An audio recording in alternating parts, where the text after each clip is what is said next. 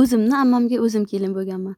Ammam 24 ga kelin bo'lganlar. U kishi qamashiga, bizanikiga borib kelgan paytlari ko'rib menga havaslari ketib qolgan. O'zimni shaharga chaqirib, men deyishimga necha endi.